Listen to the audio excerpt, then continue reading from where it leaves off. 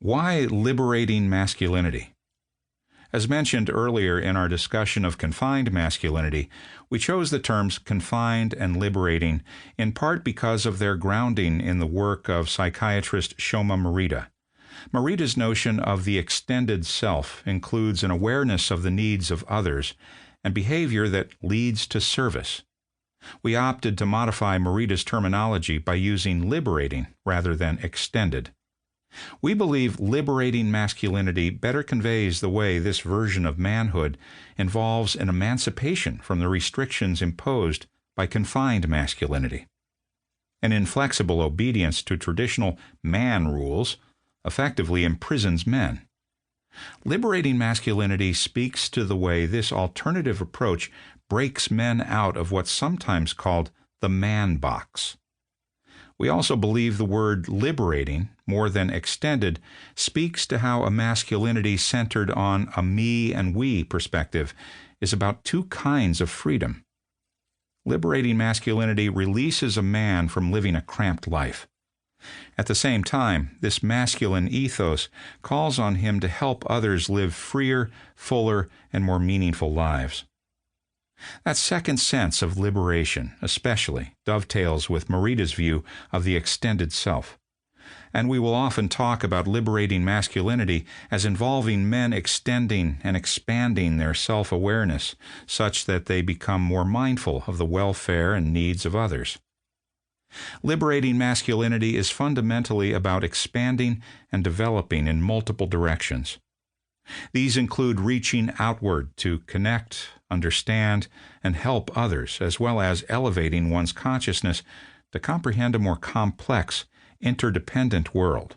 It also implies growing downward by developing deep roots in a solid foundation of personal morals and self-awareness. The downward growth is an inward expansion.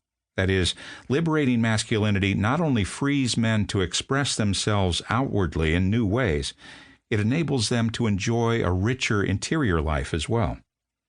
This is very different from the self-absorption of confined masculinity, which is primarily focused on fulfilling basic desires like sexual satisfaction, social status, and a sizable salary.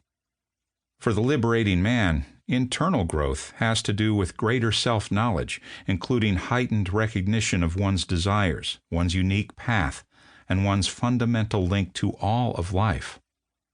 This down and in growth results in a greater sense of rootedness, belonging, and purpose. It gives life to becoming a multifaceted man. We also chose the ing ending to liberating to convey the kinetic, dynamic nature of this manhood. Liberating masculinity has definition and clear characteristics. Yet it also enables a man to continually emerge and develop by sensing and responding to the evolving conditions in which he finds himself. While confined masculinity tends to be fixed and cramped, liberating masculinity is open, more fluid, and freer to adapt, change, mature, and ripen. Defining liberating masculinity.